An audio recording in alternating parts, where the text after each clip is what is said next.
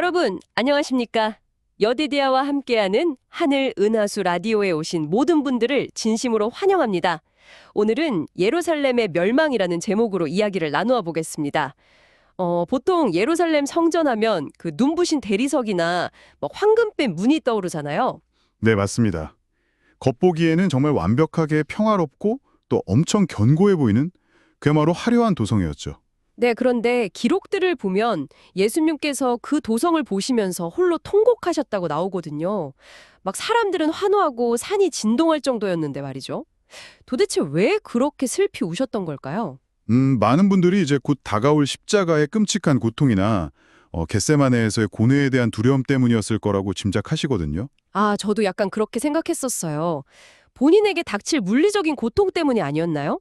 여디디아님, 그렇다면 혹시 그 주어진 놀라운 은혜를 끝내 거절하는 사람들의 무지와 고집을 향한 안타까움이었나요?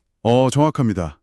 그 예언적인 안목으로 보셨을 때 그 완고함의 끝은 결국 참혹한 멸망이었거든요.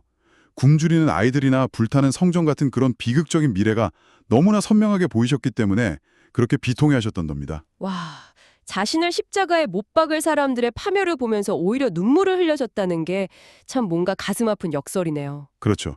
그분의 사랑이 얼마나 깊은지 보여주는 대목입니다. 그렇다면 그 슬픈 예견이 실제 역사 속에서는 어떻게 성취되었나요? 기원 후 70년 로마 침공 기록을 보면 참상이 정말 엄청나던데요? 네, 그 티투스 장군이 6월절에 예루살렘을 포위했을 때 수백만 명이 성 안에 갇혀버렸습니다. 보급로가 완전히 끊기면서 극심한 기근이 발생했죠. 아, 6월절이면 인구가 평소보다 훨씬 많았을 텐데 식량이 턱없이 부족했겠네요. 맞습니다. 당시 기록을 보면 사람들이 막 가죽 허리띠나 신발까지 씹어먹었다고 하고요. 심지어 어머니가 자식을 해치는 그런 참혹한 비극까지 일어났습니다. 세상에, 어머니가 자식을요? 그건 정말 지옥이나 다름없었겠어요. 네, 거기다 로마군은 항복을 압박하려고 포로들을 매일 수백 명씩 십자가에 못 박았거든요. 그래서 처형장인 갈바리 언덕은 십자가가 너무 빽빽해서 발 디딜 틈조차 없었다고 합니다. 와, 예수님이 못 박히셨던 바로 그곳에 그렇게 수많은 십자가가 세워졌다니 소름이 돋네요. 결국 성전도 다 무너졌죠. 네, 그 웅장했던 성전도 결국 맹렬하게 불타오르면서 완전히 무너져 내렸습니다. 돌 위에 돌 하나 남지 않으리라는 말씀이 그대로 이루어진 거죠. 완전히 고립된 상태에서 발생한 정말 끔찍한 비극이군요. 그런데 제가 이 관련 내용들을 분석하다 보니까 굉장히 흥미로운 점을 발견했어요. 아, 어떤 점이 흥미로우셨나요? 그 참혹한 멸망 속에서도 초기 그리스도인들은 단 한 명도 희생되지 않았다는 기록이 있더라고요. 이 철저한 봉쇄망을 도대체 어떻게 빠져나간 건가요? 아, 그게 바로 이 역사에서 가장 놀라운 부분입니다.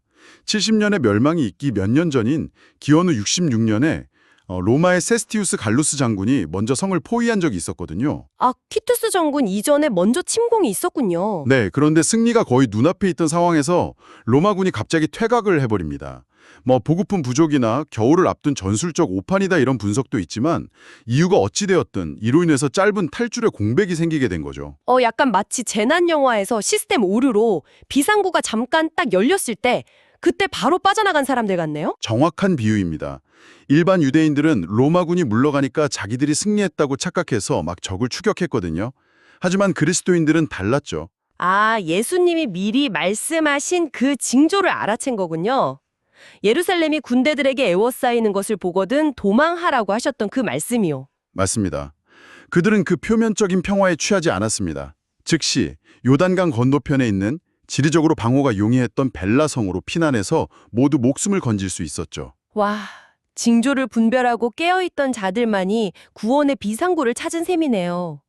이 대목에서 좀 깊이 생각하게 되는데요. 여디디아님, 네, 어떤 생각이 드셨나요? 우리가 다루고 있는 이 2000년 전의 비극이 단순히 과거의 역사에만 머무는 게 아니라 오늘날 우리 세상을 비추는 어떤 예언적 거울 같다는 느낌이 들거든요. 굉장히 예리한 통찰이십니다. 실제로 이 역사적 사건은 세상 끝날에 있을 전 지구적 멸망의 축소판이라고 볼 수 있습니다. 구체적으로 어떤 평행 이론이 있는 건가요?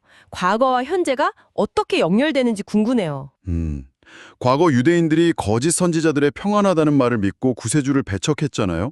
그것처럼 오늘날의 세상과 기독교계 역시 창조주 하나님 정부의 기초인 율법을 배척하고 있다는 점에서 매우 비슷합니다. 아, 일상과 향락 그리고 막 화려한 세속적 발전 속에서 우리는 안전하다는 거짓된 안정감에 빠져 있는 그 패턴이 놀랍도록 일치하네요. 그렇죠.